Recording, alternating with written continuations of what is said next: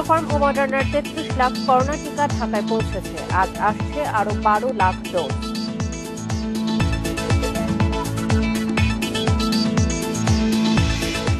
দেশে ২ সপ্তাহ আগের তুলনায় সংক্রমণ বেড়েছে দ্বিগুণের বেশি, ঢাকায় ৫ গুণ, মৃত্যু বেড়েছে অন্তত ২.৫ গুণ।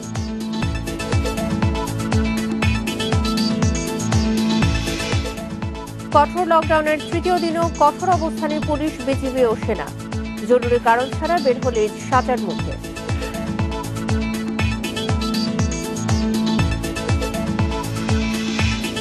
আমলার রাজনৈতিক ক্ষমতা নিয়ে বিতর্ক দুঃখজনক। হুকুম তামিল করাই আমলাদের কাজ, বলছেন আওয়ামী লীগের নীতি নির্ধারকরা। স্বাগত ইন্ডিপেন্ডেন্ট সংবাদের সঙ্গে আছি সঞ্চারী মজুমদার। শুনছিলেন শিরোনাম, চলে যাচ্ছে পুরো খবরে। করোনার টিকা নিয়ে নানা সংকট দূর করে এক রাতেই ৩৩ লাখ ডোজ টিকা পেল বাংলাদেশ। এর মধ্যে যুক্তরাষ্ট্র থেকে মডার্নার ১৩ লাখ এবং চীন থেকে কেনা ২০ লাখ ডোজ। আজ সকাল ৮:৩০টার দিকে আসবে মডার্নার আরও ১২ লাখ ডোজ টিকা। স্বাস্থ্যমন্ত্রী জানিয়েছেন, টিকা নিয়ে আর কোনো চিন্তা নেই। ডিসেম্বরের মধ্যেই আসবে ১০ কোটি টিকা, পরে আরও ৭ কোটি। শুক্রবার রাত ১১:১১টার দিকে শাহজালাল আন্তর্জাতিক বিমানবন্দরে যুক্তরাষ্ট্র থেকে মডার্নার ১৩ লাখ ডোজ টিকা নিয়ে অবতরণ করে এমিরেটস এয়ারলাইন্সের একটি ফ্লাইট। টিকার আন্তর্জাতিক প্ল্যাটফর্ম কোভ্যাক্সের মাধ্যমে এই টিকা পেল বাংলাদেশ। বিমানবন্দরে টিকার চালান গ্রহণ করার পর সংবাদ সম্মেলনে স্বাস্থ্যমন্ত্রী জাহিদ মালেক জানান, দেশে আর কোনো টিকার সংকট হবে না। আগামী বছরের মার্চের মধ্যেই বিভিন্ন ধাপে টিকা পাওয়া যাবে মোট ১৭ কোটি। ডিসেম্বরের মধ্যে প্রায় ১০ কোটি ভ্যাকসিন বাংলাদেশে আসবে, এটা আমরা আশা রাখি, যার মাধ্যমে ৫ কোটি লোক ভ্যাকসিনেট করা যাবে। আমরা আরও ভ্যাকসিন আগামী বছরের ফার্স্ট কোয়ার্টার অথবা সেকেন্ড কোয়ার্টারের শুরুতে আরও ৭ কোটি জনসন অ্যান্ড জনসন ভ্যাকসিন আমরা পাব। যুক্তরাষ্ট্র থেকে মডার্নার টিকা আসার ঘণ্টাখানেক পর শুক্রবার রাত ১২:৩০টার দিকে চীন থেকে বাংলাদেশ বিমানের একটি বিশেষ ফ্লাইটে এসে পৌঁছায় সিনোফার্মের ১০ লাখ ডোজ টিকা। পরে ভোর ৫:৩০টার দিকে আসে আরও ১০ লাখ টিকা। চীন থেকে কেনা ১.৫ কোটি ডোজ টিকার প্রথম চালান এটি। সবাইকে টিকার আওতায় আনতে অর্থ বরাদ্দ নিয়ে কোনো সমস্যা হবে না বলে জানিয়েছেন পররাষ্ট্রমন্ত্রী। যেগুলো বিভিন্নভাবে আমরা আয়োজন করেছি, আগামীতে এটা সমস্যা থাকবে না। আর আমাদের মাননীয় প্রধানমন্ত্রী শেখ হাসিনা বলেছেন, ভ্যাকসিনের জন্য যত টাকা দরকার শি হ্যাজ কেপ্ট ইট, এটা আলাদা করে রেখেছেন, সুতরাং আপনাদের চিন্তার কোনো কারণ নাই। অক্সফোর্ডের করোনার টিকা ভারতের সেরামের কাছ থেকে পাওয়ার উপর ভরসা করে ৭ ফেব্রুয়ারি থেকে শুরু হয়েছিল দেশে গণটিকাদান কর্মসূচি। কিন্তু টিকা সংকটে মাঝপথে তা থমকে যায়। এবার চীন ও যুক্তরাষ্ট্রের টিকা দিয়ে আবারও শুরু হয়েছে গণটিকা। Zahidul Bashar, independent news, Dhaka. সারা দেশে করোনা শনাক্ত ২ সপ্তাহের আগের তুলনায় বেড়েছে দ্বিগুণের বেশি, আর ঢাকায় বেড়েছে ৫ গুণ। একই সময়ে সারা দেশে মৃত্যু বেড়েছে ২.৫ গুণেরও বেশি। ঢাকা মহানগরে শনাক্ত ২০.২৪, যা ২ সপ্তাহ আগেও ছিল ৭.৬৭%। সারা দেশে শনাক্ত ১৮% থেকে বেড়ে হয়েছে ২৬%। এ হারে রোগী বাড়াকে মারাত্মক বলছেন জনস্বাস্থ্যবিদরা। দেশে করোনার ভারতীয় ডেল্টা ভেরিয়েন্ট ছড়িয়ে পড়ায় পরিস্থিতি এখন উদ্বেগজনক। ১৮ জুন ঢাকা মহানগরে করোনা শনাক্ত হয় ৪৭৩ জনের।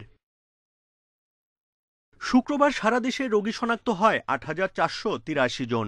নমুনা পরীক্ষা বিবেচনায় এ হার ২৮.২৭%। ২ সপ্তাহ আগেও করোনা শনাক্ত হয় ৩,৮৮৩ জনের, যার হার ছিল ১৮.৫৯%। ২৭ জুনের পর থেকে প্রতিদিনই মৃত্যু ১০০ ছাড়িয়েছে। ১ জুলাই করোনায় মৃত্যুর রেকর্ড গড়ে।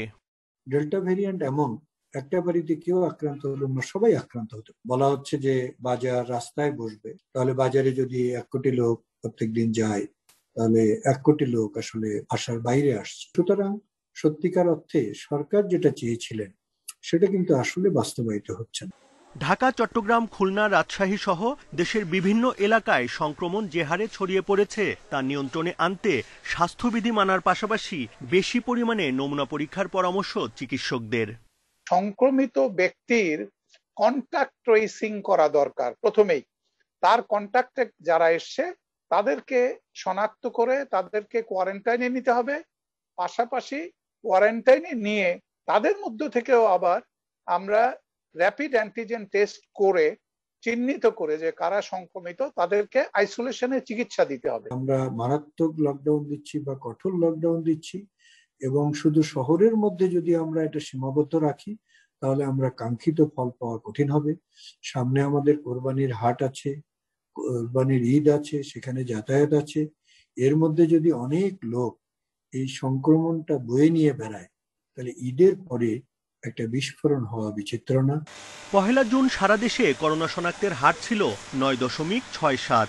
ঢাকায় এ হার ছিল 4% কিছু বেশি। এক মাসের ব্যবধানে সারা দেশে শনাক্তের হার বেড়েছে 3 গুণ, আর ঢাকায় 5 গুণেরও বেশি। Buddhadeb Kundu, independent news, Dhaka. চাপ বাড়ছে রাজধানীর সরকারি করোনা হাসপাতালে। সারা দেশের সঙ্গে ঢাকায়ও সংক্রমণ বাড়ায় কমে আসছে সাধারণ বেড ও আইসিইউ। হাসপাতাল কর্তৃপক্ষ বলছে সংক্রমণ নিয়ন্ত্রণে না এলে করতে হবে ফিল্ড হাসপাতাল। নজর রাখতে হবে অক্সিজেন সরবরাহের দিকেও। বৃহস্পতিবার সকাল 10টা রাজধানীর কুমিটোলা হাসপাতালে অ্যাম্বুলেন্সের সারি। দেশের নানা প্রান্ত থেকে শ্বাসকষ্ট নিয়ে আসছে করোনার রোগী। তাদেরই একজন শহীদুল ইসলাম। তার প্রয়োজন ছিল আইসিইউ। এখানে তা না পেয়ে যাচ্ছেন অন্য হাসপাতালে। আমরা টাঙ্গাইল থেকে আসছি এখানে রোগী ভর্তি করাতে, কিন্তু এখানে কোনো আইসিইউ খালি বানাই, কোনো সিট খালি বানাই। এনারা বলতেছে অন্য জায়গায় নিয়ে যাইতে। এখানে আমরা দেখি অন্য কোন জায়গায় নিয়ে গেলে ভালো হয়। 300 শয্যার এই হাসপাতালে 2 সপ্তাহ আগেও বেড খালি ছিল 100-র মতো। তবে এখন রাজধানী সহ সারা দেশে পরিস্থিতির অবনতি হওয়ায় রোগী ভর্তি আছে ধারণ ক্ষমতার বেশি। ফাঁকা নেই কোনো আইসিইউ। সারা দেশের মতো করোনায় সংক্রমণ ও মৃত্যু বেড়েছে ঢাকায়। ঢাকায় 20 জুন করোনা শনাক্ত হয় 822 জন। 1 জুলাই তা বেড়ে হয়েছে 2360 জন। 16টি সরকারি করোনা হাসপাতালে শয্যা 3557। 20 জুন ফাঁকা ছিল 2321টি, আর 1 জুলাই তা কমে হয়েছে 1855টি। কেবিনে রোগী দেওয়ার মতো জায়গা নেই, আইসিইউতে রোগী দেওয়ার মতো জায়গা নেই, এবং বেড গরিব বড়লোক ভিআইপি সবাই মিলে এত বেশি হয়েছে যে আমি এখন এইটার সামাল দেওয়া মুশকিল হয়ে দাঁড়ায়। অলমোস্ট আমি বলবো দ্বিগুণ হয়ে যাচ্ছে পেশেন্ট। তারপরে আমাদের এখানে শয্যা খালি, আমরা ভর্তি করতে পারছি। আমরা হয়তো আরো কিছুদিন ভর্তি করতে পারবো। যদি এইভাবে বাড়তে থাকে তাহলে তো একসময় এটা এক্সস্টেড হয়ে যাবে, তখন তো আর সুযোগ থাকবে না। 20 জুন ঢাকায় 384টি আইসিইউ বেডের মধ্যে খালি ছিল 180টি। 1 জুলাই তা কমে দাঁড়িয়েছে 137-এ। সপ্তাহখানিক সময় হয়তো আমরা পাবো। এই 1 সপ্তাহের মধ্যেই জরুরি ভিত্তিতে চিকিৎসার জন্য আরও কিছু ব্যবস্থা বৃদ্ধি করতে হবে। নালে পরে 1 সপ্তাহ পরে যদি আমরা এই ব্যবস্থা নিতে যাই তখন কিন্তু অনেক সময় নষ্ট হয়ে যাবে। কর্তৃপক্ষ বলছে সংক্রমণ না কমলে শয্যা বাড়িয়ে সংকটের সমাধান হবে না। তবে রয়েছে ফিল্ড হাসপাতাল করার প্রস্তুতি। এই যে বাড়তি রোগীর চাপ, এই চাপ মোকাবেলা করবার জন্য কিন্তু ডিএনসিসি মার্কেটে আমাদের কিন্তু একটি কোভিড ডেডিকেটেড হাসপাতাল করা হয়েছে। সেখানে আমরা সর্বোচ্চ 1000 জন রোগীকে কিন্তু আমরা স্বাস্থ্যসেবা দিতে পারবো। এইটি কিন্তু পুরোপুরি প্রস্তুত আছে। তাছাড়া প্রয়োজন হলে সরকার ফিল্ড হাসপাতাল যেটি করা হয় সেটির জন্য কিন্তু সরকার তৈরি আছে। বিপর্যয় ঠেকাতে অক্সিজেন সংকট যেন দেখা না দেয় সেদিকে বেশি গুরুত্ব দিতে বলছেন চিকিৎসকরা। Mahmudul Hasan, independent news, Dhaka. কঠোর লকডাউনের 3য় দিনে সকাল থেকে সড়কে তৎপর রয়েছে আইনশৃঙ্খলা বাহিনী। রাজধানীর সড়কে গাড়ি ও লোকজনের চলাচল কিছুটা কম রয়েছে। চেকপোস্টগুলোয় গাড়ি ও লোকজন থামিয়ে জানতে চাওয়া হচ্ছে বের হওয়ার কারণ। রাজধানীর লকডাউন পরিস্থিতি নিয়ে এবার আরো জানাতে বনানী থেকে যোগ দিচ্ছেন আমাদের সহকর্মী বনি ইবনে কামাল।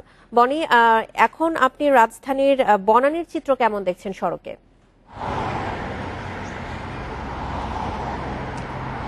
আমরা গত 2 দিন যা অবস্থা দেখেছিলাম, বিশেষ করে শুক্রবারের কথা যদি বলি, শুক্রবার কিন্তু আমরা দেখেছিলাম রাজধানীতে ব্যক্তিগত গাড়ি চলাচল এবং সাধারণ মানুষের যে চলাচলের বিষয়টি সেটি অনেকটাই কম ছিল। কিন্তু আজকে ভোর 6টা থেকে আমরা যেটা দেখতে পাচ্ছি সেখানে কিন্তু একটা জিনিস সুস্পষ্ট, যে গতকালকের চেয়ে অনেকটাই চাপ বেড়েছে ব্যক্তিগত গাড়ির। আমরা রাস্তায় এখন পর্যন্ত এই বনানী রুটে অনেকগুলো ব্যক্তিগত গাড়ি আসলে চলতে দেখছি, এবং পাশাপাশি যে ধরনের গাড়িগুলো চলার অনুমতি রয়েছে, বিশেষ করে পণ্যবাহী যে ট্রাকগুলো সেগুলো আমরা চলাচল করতে দেখছি। পুলিশ এবং আর্মি বা বাংলাদেশ সেনাবাহিনীর যে টহল থাকার কথা সেটি আমরা দেখতে পেয়েছি। কিছুটা আর্মির এবং পুলিশের গাড়ি কিন্তু এই রাস্তাগুলো দিয়ে আসলে টহল দিচ্ছে। তবে এখন পর্যন্ত রাজধানীতে যে চেকপোস্টগুলোর অ্যাক্টিভিটিস আমরা দেখতাম গত 2 দিনে দেখেছি, সেইগুলো কিন্তু এখনো চোখে পড়েনি, এখনো সেভাবে সেই কার্যক্রমগুলো শুরু হয়নি। পাশাপাশি একটি কথা আমি আপনাকে বলে রাখি যে আমরা কিন্তু আজকে দেখতে পাচ্ছি যে যেহেতু সকালবেলা এই পুলিশ চেকপোস্টগুলো এখনো সেভাবে কার্যক্রম শুরু করেনি, তার ফলে একটা জিনিস আমরা দেখতে পাচ্ছি যে বড় মাইক্রো বাসগুলো রয়েছে বা গাড়িগুলো রয়েছে সেগুলো দিয়ে কিন্তু যাত্রী পরিবহনের একটি চেষ্টা করা হচ্ছে, এমন একটি চিত্রও কিন্তু আমাদের চোখে আসছে। সব মিলিয়ে আজকের যে পরিস্থিতি সেটাতে বলা চলে যে শুক্রবারের চেয়ে আজকে কিন্তু মানুষের চলাচল এবং ব্যক্তিগত গাড়ির যে চলাচল সেটা অনেকটাই বেড়েছে। আমি একটু আপনাকে জানিয়ে রাখতে চাই, গতকাল লকডাউনের দ্বিতীয় দিন ছিল, সেখানে কিন্তু ডিএমপি অর্ডিন্যান্সে গ্রেপ্তার করা হয়েছে 320 জনকে, মোবাইল কোর্টে জরিমানা করা হয় 208 জনকে। পাশাপাশি যে ব্যক্তিগত গাড়ি বা যে গাড়িগুলো চলছে সেরকম প্রায় 219টি গাড়ির বিরুদ্ধে মামলা করা হয়। পাশাপাশি জরিমানা আদায় করা হয় 5,45,500 টাকা। তো এই যে প্রথম দিন আমরা দেখেছিলাম 550 মতো গ্রেপ্তার, কেননা প্রথম দিনে আসলে উৎসুক জনতার ভিড় রাস্তায় ছিল, মানুষ বেরিয়েছিল দেখতে লকডাউন আসলে কেমন হচ্ছে।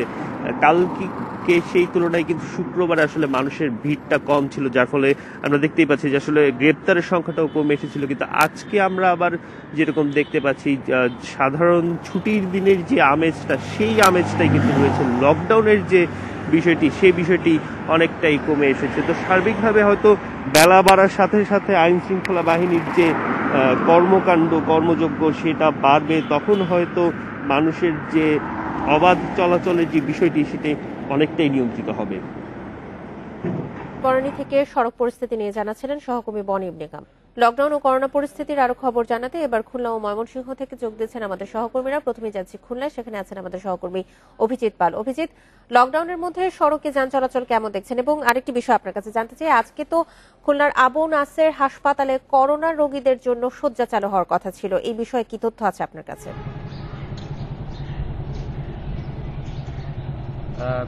লকডাউনের মধ্যে খুলনার রাস্তা আসলে শুনশান নিরাপদে পালন করছে। গত কয়েকদিন ধরে খুলনার যে লকডাউন বা তার কঠোর স্বাস্থ্যবিধি প্রয়োগ করা হয়েছিল সেই সময় আসলে রাস্তায় যে ধরনের পরিবহন দেখা গেছে জাতীয়ভাবে এই 7 দিনের লকডাউনে নেই।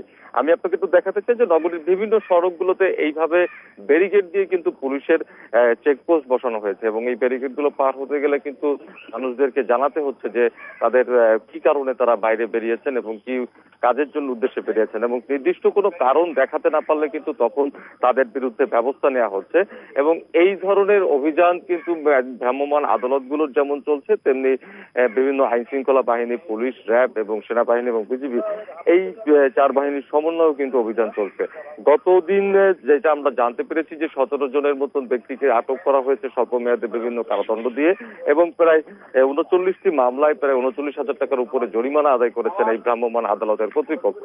এবং তার যখনই এই ধরনের অভিযানের ক্ষেত্রে বলা হচ্ছে যে সাধারণত মানুষ তাদের নিত্য প্রয়োজনীয় কাজ ছাড়া এবং খুবই গুরুত্বপূর্ণ কাজ ছাড়া তাদেরকে আসলে যেতে দেওয়া হচ্ছে না এবং তাদেরকে আসলে নানা ধরনের সাজা এবং শাস্তি দেওয়া হচ্ছে। এই হচ্ছে গিয়ে খুলনার লকডাউন।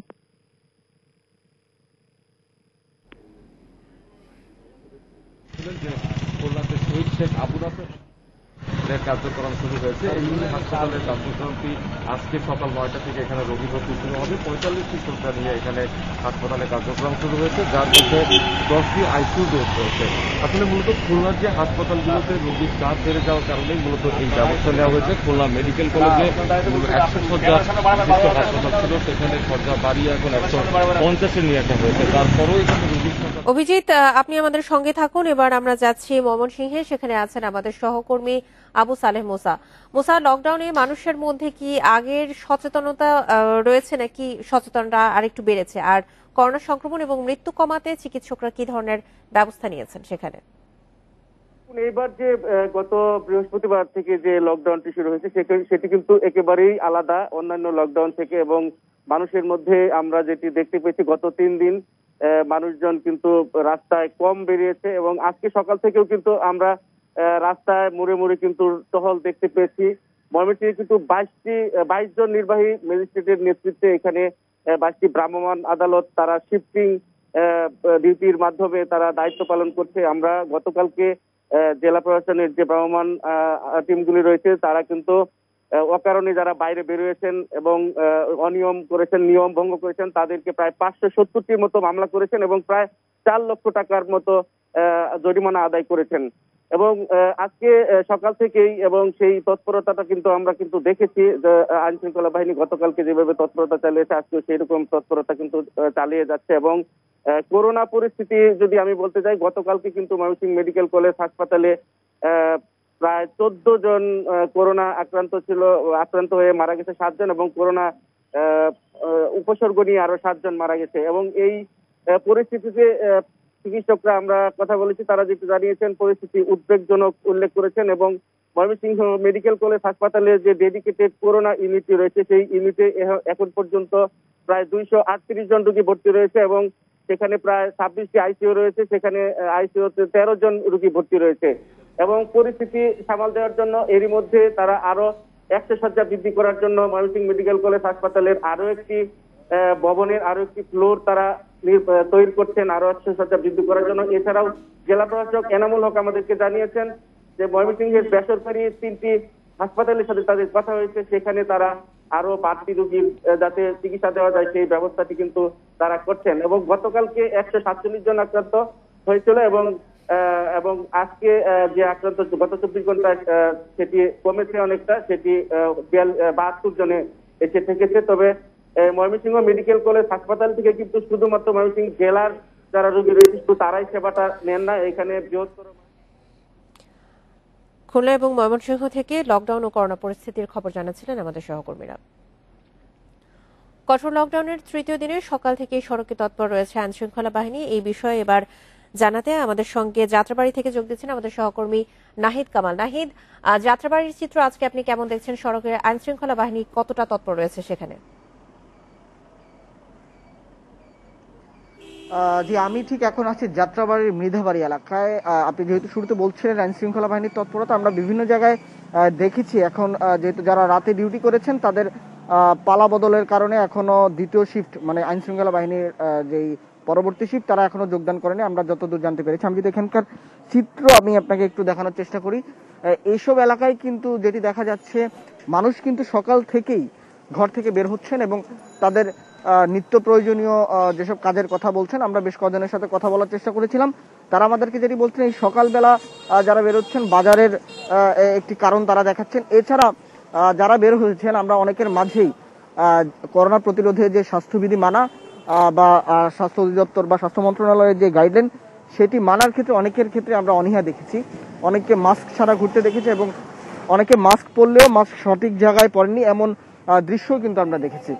গতকালও ডিএমপির পক্ষ থেকে কিন্তু পুরো রাজধানীতে প্রায় 320 জনের কে গ্রেপ্তার করা হয়েছিল। এছাড়া 208 জনকে কিন্তু জরিমানা করা হয়েছে। এই পরিস্থিতিতে কঠোর লকডাউনের 3য় দিনে আইন শৃঙ্খলা বাহিনীর পক্ষ থেকেও প্রতিদিনই বলা চলে যে অভিযান চলছে।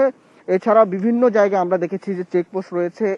এছাড়া বিভিন্ন মোড়ে মোড়ে বাঁশ দিয়ে কিন্তু সড়কের বিভিন্ন অংশ বন্ধ করে দেওয়া হয়েছে এবং যান চলাচল সীমিত করার যে প্রচেষ্টা সেটি কিন্তু লক্ষ্য করা গেছে। তবে মানুষের যে পরিস্থিতি আমরা দেখছি অনেকেই কিন্তু বের হচ্ছেন এই সময়টাতে। সকালবেলা যেহেতু আইন শৃঙ্খলা বাহিনী তৎপরতা এই সময়টাতে কিছুটা কম, সেই ক্ষেত্রে যেটি দেখা যাচ্ছে এই সময়টাতে অনেকে বের হচ্ছেন এবং বাজার সহ অন্যান্য যেসব কাজ রয়েছে সেগুলো কিন্তু অনেকে করছেন। রাজধানীর যাত্রাবাড়ি এলাকা থেকে লকডাউন পরিস্থিতি নিয়ে জানাচ্ছিলেন আমাদের সহকর্মী নাহিদ কামাল। করোনা সংক্রমণ আবারও বাড়তে থাকায় কোরবানিকে সামনে রেখে বেচা বিক্রি নিয়ে অনিশ্চয়তায় পড়েছেন গরুর খামারিরা। পাশাপাশি ভারতীয় গরু আসায় দুশ্চিন্তার ভাঁজ খামারিদের মধ্যে। অবশ্য আশ্বস্ত করছেন আইন শৃঙ্খলা বাহিনী। তবে গোখাদ্যের বাড়তি দাম ও করোনা পরিস্থিতিতে কাঙ্ক্ষিত দাম পাওয়া নিয়ে শঙ্কায় রয়েছেন তারা। ঈদুল আজহা উপলক্ষে এবারে প্রায় 70,000 গরু মোটাতাজা করছে ঝিনাইদহের খামারিরা। তবে করোনাকালীন এই সময়ে এসব গরু তারা কিভাবে হাটে তুলবেন আর কিভাবেই বা বিক্রি করবেন তা নিয়ে দেখা দিয়েছে সংশয়। এদিকে সীমান্ত দিয়ে ভারতীয় গরু ঢুকছে ফেনীতে। খামারিদের অভিযোগ, সব জেনেও নির্বিকার প্রশাসন। এখনই ব্যবস্থা না নিলে এবারের ঈদের লোকসান গুনতে হবে এসব এলাকার খামারিদের। বাজার অস্থিতিশীল, আপনার দেখা যায় যে কোরবান ঘনিয়ে আসলে ভারতীয় গরুতে সয়লাভ হয়ে যায়। খাদ্যের দাম বেশি, সবকিছুর দাম বেশি, বাজার নিয়ে কি বছর কি লাভ হবো নাকি লস হইব এটা করতে পারি না। যদিও প্রশাসনের দাবি, সীমান্তে কুরবানির পশু প্রবেশে সর্বোচ্চ নজরদারি রাখা হয়েছে। চোরাচালান এবং এই ধরনের ঘটনা যাতে না ঘটে এই জন্য আমরা কঠোর ব্যবস্থা নেব। করোনার এই পরিস্থিতিতে এই বিষয়গুলো আমাদের দেখতেই হবে। এদিকে বেনাপোলে 2300টি খামারে প্রস্তুত করা হচ্ছে কোরবানির পশু, তবে এখনো ক্রেতার দেখা নেই খামারগুলোতে। এ অবস্থায় খাবারের বাড়তি দাম ও করোনা পরিস্থিতিতে চিন্তিত তারা। করোনার কারণে খামারিরা গরু চাষ করে লাভবান হতে পারছে না, বাজারে ব্যাপারী নাই। করোনার কারণে আপনার বাইরের পার্টি আসছে না, কারণ বাজার কম, খাদ্যের দাম বেশি, আমি এখন গরু বেচতে পারছি। বর্তমানে করোনা মহামারীতে আমাদের খামারিরা কিছুটা ক্ষতির সম্মুখীন হলেও কুরবানির ঈদ আসতে প্রায় আরো 1 মাস সময় আছে। আমরা আশা করছি তারা অচিরেই সরকারের সুষ্ঠু ব্যবস্থাপনায় এই ক্ষতি কাটিয়ে উঠতে পারবে। নড়াইলে প্রস্তুত করা হয়েছে প্রায় 36,000 কুরবানির পশু। প্রতি বছর 10 থেকে 15টি হাট বসলেও এবারে করোনায় বন্ধ রয়েছে নড়াইলের সবকটি হাট। এ অবস্থায় ন্যায্য দাম নিশ্চিতে সরকারি তদারকির দাবি খামারিদের। Shamima Rahman, independent news. আমলা ও রাজনীতিবিদদের ক্ষমতা নিয়ে বিতর্ক দুঃখজনক বলছেন আওয়ামী লীগের নীতি নির্ধারকরা। তাদের মতে রাজনৈতিক সরকারের হুকুম তামিল করাই আমলাদের কাজ। এর ব্যতিক্রম হলে বা ক্ষমতার অপব্যবহার করলে তদন্তের মাধ্যমে ব্যবস্থা নেওয়ার বিধান আছে। সাথে কথা বলে আর এমপি সাহেবরা পাশাপাশি বসে থাকেন দূরে, তারা বলতে ডিসি সাহেব আমি একটু কথা বলবো প্রধানমন্ত্রীর সাথে। এই হচ্ছে রাজনীতিবিদদের অবস্থা। আজকে এমপিদের according to ordinary precedence the MPs are above the secretaries, but where they are now, এই জিনিসটা কিন্তু আমাদের খেয়াল করতে হবে। মাননীয় স্পিকার, আমলা বনাম সংসদ সদস্য ইস্যুতে সম্প্রতি উত্তাপ ছড়ায় সংসদে। সরকারি কর্মকর্তাদের দুর্নীতি ও ক্ষমতার অপপ্রয়োগ নিয়ে ক্ষোভ জানান সংসদ সদস্যরা। কিন্তু আমাদের এই পদমর্যাদা যদি পদে পদে লঙ্ঘিত হয়। এ অবস্থায় বিএনপি সহ বিরোধী দলগুলোর অভিযোগ, রাজনৈতিক দল আওয়ামী লীগ অনেকাংশে আমলা নির্ভর হয়ে পড়েছে, যার প্রতিফলন পড়ছে সরকারি বিভিন্ন কাজে। অবশ্য আওয়ামী লীগের নীতি নির্ধারকরা বলছেন, জনপ্রতিনিধি ও আমলাদের এখতিয়ারের সীমা নির্ধারিত, এখানে দ্বন্দ্বের কোনো সুযোগ নেই। আমি মনে করি না যে রাজনীতিবিদদের সাথে আমলাদের কোনো দ্বন্দ্বের কোনো কারণ আছে। তবে কোনো জায়গায় হয়তো কোনো রাজনীতিবিদের সাথে কোনো আমলার কোনো ব্যাপারে সমস্যা হতে পারে, সেটা আলোচনার মাধ্যমে অথবা তদন্তের মাধ্যমে যদি কোনো আমলা দোষী হয় তার বিরুদ্ধে প্রয়োজনীয় ব্যবস্থা নেওয়া হবে। লেজিসলেটিভের কাজ যে আইন প্রণয়ন করা, নীতিমালা প্রণয়ন করা, এবং এই নীতিমালাগুলো বাস্তবায়ন করবে নির্বাহী বিভাগ। সুতরাং নির্বাহী বিভাগ কিভাবে কাজ করবে সেখানে আমলারা দায়িত্ব পালন করবে, আমলারাই তো দায়িত্ব পালন করবে, আমলাদের কাজ। সুতরাং নির্বাহী বিভাগ কিভাবে কাজ করবে সেখানে আমলারা দায়িত্ব পালন করবে, আমলারাই তো দায়িত্ব পালন করবে। আমলাদের কাজ রাজনৈতিক সরকারের হুকুম তামিল করা। করোনাকালে স্বাস্থ্যসেবা ও অন্যান্য সরকারি কার্যক্রম সমন্বয়ে জ্যেষ্ঠ সচিব ও সচিবদেরকে 64 জেলার দায়িত্ব দেয়ায় সংসদ সদস্যদের কর্তৃত্ব খর্ব হয়েছে বলে সমালোচনা রয়েছে। আওয়ামী লীগ নেতারা মনে করছেন, বিষয়টি নিয়ে বিতর্ক অযথা। সিনিয়র আমলাদের এখানে দায়িত্ব দেওয়া হচ্ছে সচিবদের, তারা যেন এই কাজটি, সমন্বয়টি সুচারুভাবে করতে পারে, শুধুমাত্র প্যান্ডামিকের জন্য, শুধুমাত্র এই আমলটার জন্য। এটি কোনো স্থায়ী সলিউশন নয়। এটি নিয়ে অযথা বিতর্ক সৃষ্টি করার কোনো কারণ আমি দেখি না।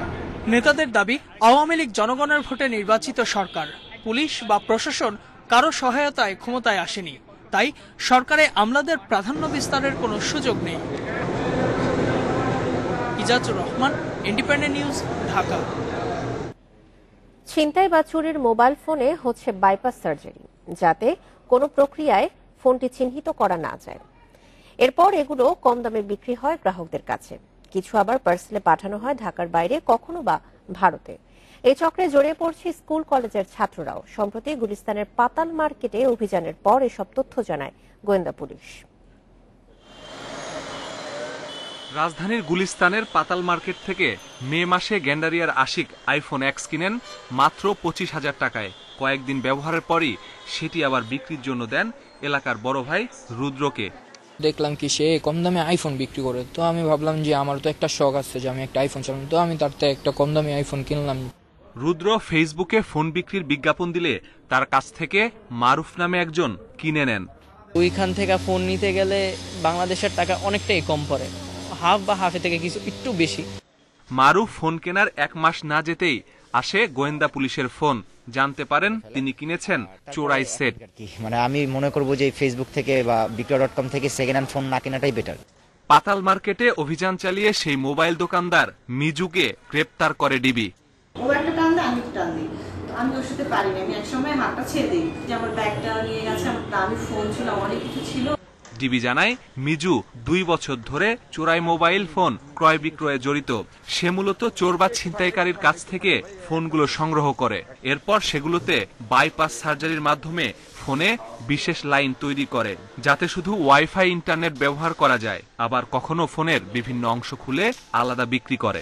বাইপাস করা হয় অথবা এরকম করে ব্যবচ্ছেদ করে পার্ট বাই পার্ট বিক্রি করা হয়, তখনই সেই মোবাইলগুলোকে আর অখণ্ড হিসেবে শনাক্ত করা যায়ও না এবং এগুলিকে উদ্ধার করাও যায় না।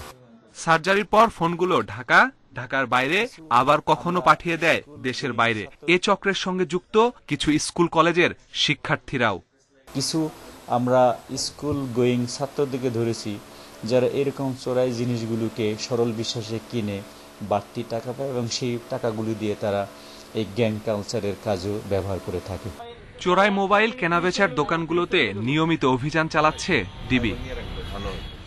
Masudur Rahman, independent news, Dhaka. Corona মহামারীর মধ্যেই গেল অর্থ বছরে পণ্য ওঠানামার রেকর্ড গড়েছে চট্টগ্রাম বন্দর। আগের বছরের চেয়ে প্রায় 1 কোটি টিইউজ কন্টেইনার এবং প্রায় 1.25 কোটি মেট্রিক টন খোলা পণ্য বেশি আনা নেওয়া করেছে দেশের প্রধান এই সমুদ্র বন্দর। এই প্রবৃদ্ধিকে স্বাগত জানালেও বন্দরের জন্য মধ্য ও দীর্ঘমেয়াদে পরিকল্পনা বাস্তবায়নে জোর দিচ্ছেন ব্যবহারকারীরা। আর বন্দর কর্তৃপক্ষ বলছে সার্বিক পরিস্থিতি মাথায় রেখেই এগুচ্ছেন তারা। করোনা মহামারীর ধাক্কায় বিশ্বের অনেক বন্দরেই কাজ বন্ধ ছিল কয়েক দফায়, তবে ব্যতিক্রম চট্টগ্রাম বন্দর। একদিনের জন্য বন্ধ ছিল না দেশের প্রধান এই সমুদ্র বন্দরের কার্যক্রম। আগের বছর পণ্য ওঠানামায় কিছুটা পিছিয়ে পড়েছিল চট্টগ্রাম বন্দর, তবে গেল অর্থ বছরে আবার বেড়েছে কাজের গতি। কন্টেইনার ওঠানামায় এবার প্রবৃদ্ধি 3.1%, আর খোলা পণ্যের ক্ষেত্রে প্রায় 12%। বন্দরে ভেড়া জাহাজের সংখ্যাও বেড়েছে। আমাদের সক্ষমতা বিভিন্ন ক্ষেত্রে বাড়ানোর উদ্যোগ নিয়েছি। এই বছরের শেষের দিকে কিংবা আগামী বছরের ফার্স্ট কোয়ার্টারে আমরা পতেঙ্গা কন্টেইনার টার্মিনাল চালু করতে পারব। এছাড়াও আমাদের অভ্যন্তরীণ যে ইয়ার্ডগুলো আছে, বিশেষ করে ওভারফ্লো ইয়ার্ড এবং অন্যান্য ইয়ার্ডের সংস্কার কার্যক্রম এবং নতুন ইয়ার্ড নির্মাণের কার্যক্রম চালু আছে। তবে পণ্য ব্যবস্থাপনায় প্রবৃদ্ধির সাথে বন্দরের উন্নয়ন সামঞ্জস্যপূর্ণ নয় বলছেন ব্যবহারকারীরা। বন্দরের দীর্ঘমেয়াদী উন্নয়ন পরিকল্পনা আরও দ্রুত বাস্তবায়নের দাবি তাদের। বন্দরের কিন্তু এখানে সবচেয়ে সীমাবদ্ধতা হলো তাদের স্পেস। তাদের খুব অল্প স্পেসের মধ্যে কিন্তু অনেক বেশি সেবা দিতে হয় এবং 7 দিন 24 আওয়ার্স খোলা রেখে কিন্তু তারা সেই চেষ্টাটা করে যাচ্ছে সেবা দেওয়ার।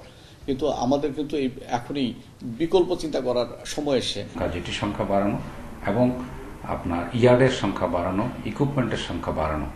ওই দিক দিয়ে চট্টগ্রাম পোর্ট এগিয়ে যাচ্ছে। আমাদের ইকুইপমেন্টের সংখ্যা বেড়েছে, কিন্তু যেটি এই মুহূর্তে বাড়েনি। আমরা আশা করতেছি যে পতেঙ্গা টার্মিনাল যদি হয় তাহলে ওখানে আমরা কন্টেইনারের জন্য 3টা জেটি পাবো, বাল্কের জন্য 1টা জেটি পাবো। কন্টেইনার ব্যবস্থাপনায় বিশ্বের শীর্ষ 100 বন্দর নিয়ে লয়েডসের তালিকায় জাপানের ইয়োকোহামা ও অস্ট্রেলিয়ার মেলবোর্নকে পেছনে ফেলে চট্টগ্রাম বন্দরের অবস্থান এখন 58তম। অনুপম শীল, ইন্ডিপেন্ডেন্ট নিউজ, চট্টগ্রাম। মঙ্গলবার নাগাদ বন্যার মুখে পড়বে উত্তরাঞ্চল। ব্রহ্মপুত্র যমুনার অববাহিকার সব নদীর পানি বিপদসীমার কাছাকাছি। টানা বৃষ্টি উজানের ঢলে দেশের বন্যাপ্রবণ 101টি পয়েন্টের মধ্যে পানি বেড়েছে 63টি পয়েন্টে। পূর্বাভাস কেন্দ্র বলছে এই বছরের প্রথম বন্যার মুখে পড়বে যমুনা পদ্মার অববাহিকার 12 জেলা, যা স্থায়ী হবে অন্তত 3 সপ্তাহ। এবার আষাঢ়ের শুরু থেকেই হচ্ছে ভারী বর্ষণ। এতে পানি বাড়ছে কুড়িগ্রামের ব্রহ্মপুত্র, ধরলা, তিস্তা ও দুধকুমা সহ সব নদ নদীর পানি। টানা বৃষ্টি ও উজানের ঢলে তিস্তা বইছে বিপদসীমার ওপর দিয়ে। এরই মধ্যে পানি ঢুকেছে 50টির মতো গ্রামে। বন্যা পূর্বাভাস কেন্দ্র বলছে মঙ্গলবার নাগাদ ব্রহ্মপুত্র যমুনার পানি বিপদসীমার উপরে চলে যাবে, আর তা বাড়তে থাকবে 10 জুলাই পর্যন্ত। এতে নীলফামারী, লালমনিরহাট, রংপুর, কুড়িগ্রাম, গাইবান্ধা, জামালপুর, সিরাজগঞ্জ ও বগুড়ায় দেখা দেবে বন্যা। ব্রহ্মপুত্র যমুনা অববাহিকা এবং পদ্মা অববাহিকায় যে বন্যাটি আসবে, যেটাকে আমরা মধ্যম মেয়াদী বন্যা বলছি, এটি মোটামুটি 2 সপ্তাহের মতো এই বন্যাটি স্থায়ী হতে পারে এবং জুলাই মাসের এই বন্যা পরিস্থিতির উন্নতি হতে হতে মাসের 3য় সপ্তাহ পর্যন্ত লাগতে পারে। এরই মধ্যে আসাম মেঘালয়ের বৃষ্টি ও পাহাড়ি ঢলে হবিগঞ্জের খোয়াই, সুনামগঞ্জের জাদুকাটা ও নেত্রকোনার কংস নদী বইছে বিপদসীমার ওপরে। প্লাবিত হয়েছে ফেনীর মুহুরী নদীর চারপাশ। তবে পূর্বাভাস বলছে এখানকার বন্যা দীর্ঘস্থায়ী হবে না। এই অঞ্চলে পানি আরো বাড়ার সম্ভাবনা আছে, ফলে নতুন করে সিলেট, সুনামগঞ্জ, শেরপুর, নেত্রকোনা, মৌলভীবাজার, কিশোরগঞ্জ এই অঞ্চলগুলো বন্যা কবলিত হওয়ার একটা শঙ্কা রয়েছে। তবে এই বন্যাটি দীর্ঘস্থায়ী হবে না, এটি 3-4 দিন স্থায়ী থেকে পরে আবার এই বন্যা পরিস্থিতির উন্নতি হবে। যমুনা অববাহিকার পাশাপাশি পদ্মার শরীয়তপুর, মাদারীপুর, ফরিদপুর ও রাজবাড়ীতেও পানি বাড়ছে দ্রুত।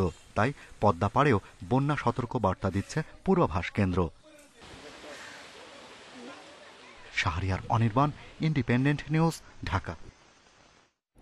সিরাজগঞ্জ শহর রক্ষা বাঁধের ধস থামলেও আতঙ্ক রয়ে গেছে শহরবাসীর মধ্যে। যমুনা নদী থেকে অপরিকল্পিত বালু উত্তোলন এবং পানি উন্নয়ন বোর্ডের গাফিলতির কারণে 100 বছরের স্থায়িত্বকালের এই বাঁধ 22 বছরের মধ্যে বারবার ভাঙনের কবলে পড়ছে বলে অভিযোগ স্থানীয়দের। পানি উন্নয়ন বোর্ড বলছে, প্রাকৃতিক কারণে এই ভাঙন, নকশা দেখে বাঁধ রক্ষায় নেওয়া হবে প্রয়োজনীয় ব্যবস্থা। যমুনার ভাঙন থেকে সিরাজগঞ্জ শহর এবং বঙ্গবন্ধু সেতুকে রক্ষার জন্য 1999 সালে নির্মাণ করা হয় স্থায়ী বাঁধ। 2.5 কিলোমিটার দৈর্ঘ্যের বাঁধটি নির্মাণ করে ঠিকাদারি প্রতিষ্ঠান হুন্দাই। স্থায়িত্ব ধরা হয় 100 বছর, কিন্তু 2009 থেকে 2011 সালের মধ্যে ভাঙন দেখা দেয় 4 বার। তখন 100 কোটি টাকা খরচ করে বাঁধের পাশে ফেলা হয় বড় বড় পাথর ও সিসি ব্লক। কিন্তু গেল 29 জুন দুপুরে এই বাঁধে আবারও ধস দেখা দেয়। মুহূর্তেই নদীতে বিলীন হয়ে যায় 150 মিটার। জরুরি ভিত্তিতে কাজ করে ভাঙন রোধ করা হলেও আতঙ্ক কাটেনি শহরবাসীর। শহর রক্ষা বাঁধে ভাঙনের জন্য পানি উন্নয়ন বোর্ডকে দুষছেন স্থানীয়রা। নিয়মিত সার্ভে না করা, সঠিক রক্ষণাবেক্ষণের অভাব এবং অপরিকল্পিতভাবে বালু তোলার কারণেই এই ভাঙন, অভিযোগ স্থানীয়দের। ইঞ্জিনিয়ারিং পরিকল্পনাগুলো সঠিকভাবে করলে পারে আমার বিশ্বাস যে বাঁধ হয়েছে বাঁধ ভাঙার কথা না। কোথায় লিকেজ আছে, কোথায় পানির ঘূর্ণায়মান অবস্থা তৈরি হয়েছে, এই বিষয়গুলো পর্যবেক্ষণ করার জন্য তাদের কাছে প্রচুর যন্ত্রপাতি রয়েছে, কিন্তু এটাকে কাজ করানো হয় না। কিন্তু বিল ঠিকই করা হয়, যেটা সিরাজগঞ্জ শহরকে প্রোটেকশন দিবে এবং বঙ্গবন্ধু সেতুকে প্রোটেকশন দিবে। সেই বাদই আজকে হুমকির মুখে। বাঁধের তলদেশে প্রতিদিন সার্ভে করার কথা থাকলেও তা হচ্ছে না। পানি উন্নয়ন বোর্ড বলছে, উজানে বিশাল গর্তের সৃষ্টি হয়েছে, যা বাঁধের জন্য ক্ষতিকর। যমুনা নদী আনপ্রেডিক্টেবল, কোন জায়গায় কখন কিভাবে ভাঙে এটা বলা যাবে না আগের থেকে। তবে আমাদের প্রস্তুতি আছে যে কোথাও ভাঙলে সাথে সাথে সেই জায়গায় আনপ্রেডিক্টেবল, কোন জায়গায় কখন কিভাবে ভাঙে এটা বলা যাবে না আগের থেকে। তবে আমাদের প্রস্তুতি আছে যে কোথাও ভাঙলে সাথে সাথে সেই জায়গা জরুরি পদক্ষেপ গ্রহণ করে ভাঙন রোধ করা।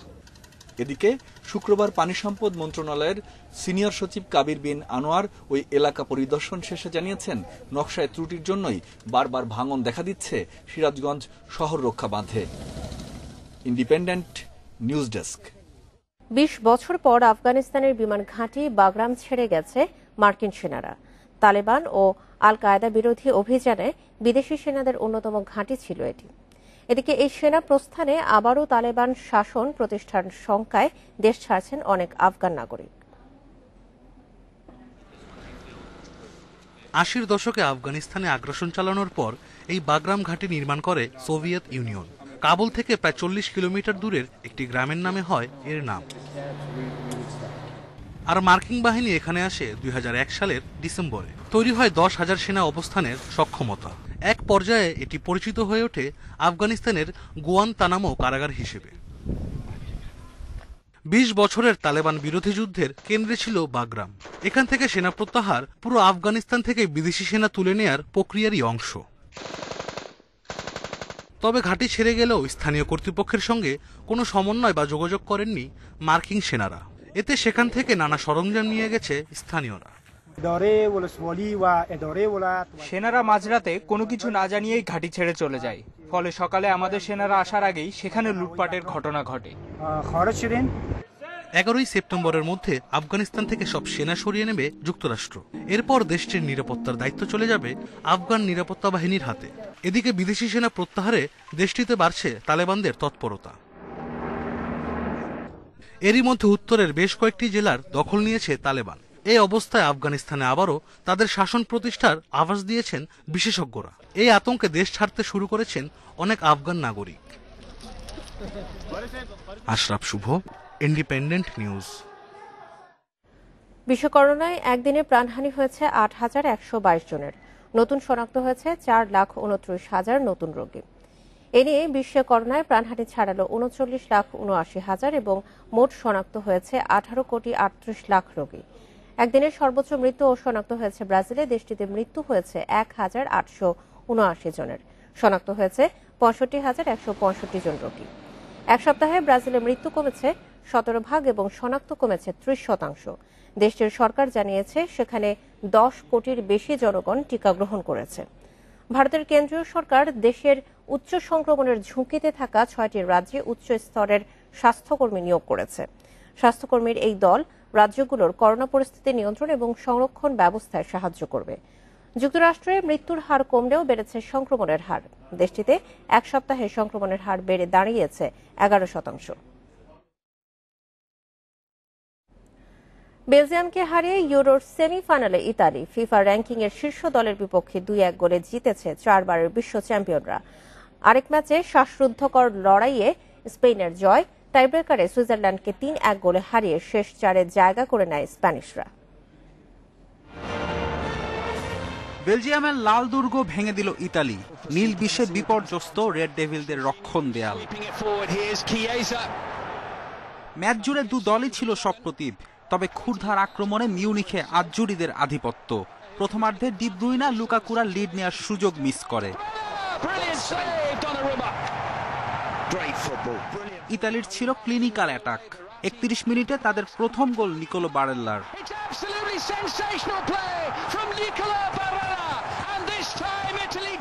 বিরতির আগে ডি বক্সের বাহির থেকে সুন্দর এক শটে ব্যবধান দ্বিগুণ করেন ইনসিনিয়ে। নাপোলি ফরওয়ার্ডের গোলটি নিঃসন্দেহে আসরের অন্যতম সেরা।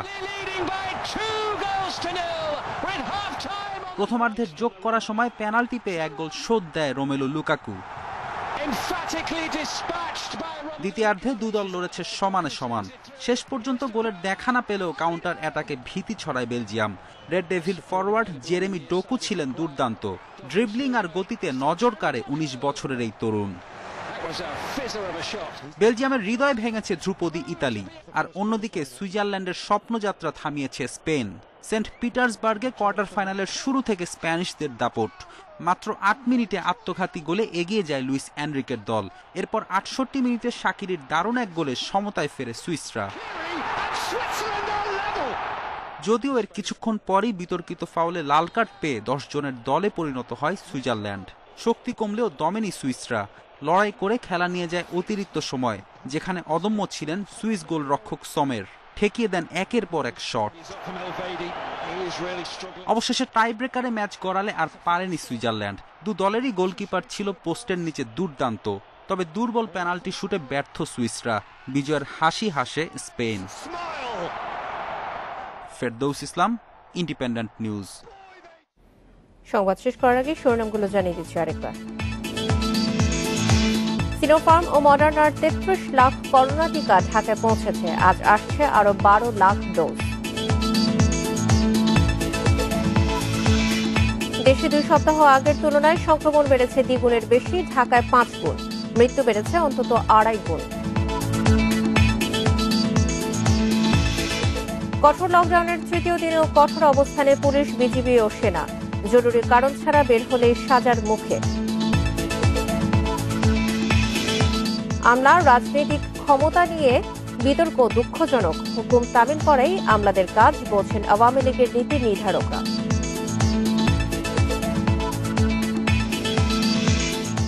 এই ছিল এখনকার মতো ইন্ডিপেন্ডেন্ট সংবাদে। ইন্ডিপেন্ডেন্ট টেলিভিশনের সব খবর আরও বিস্তারিত জানতে চোখ রাখুন ফেসবুক, ইউটিউব এবং টুইটারে। ধন্যবাদ সবাইকে।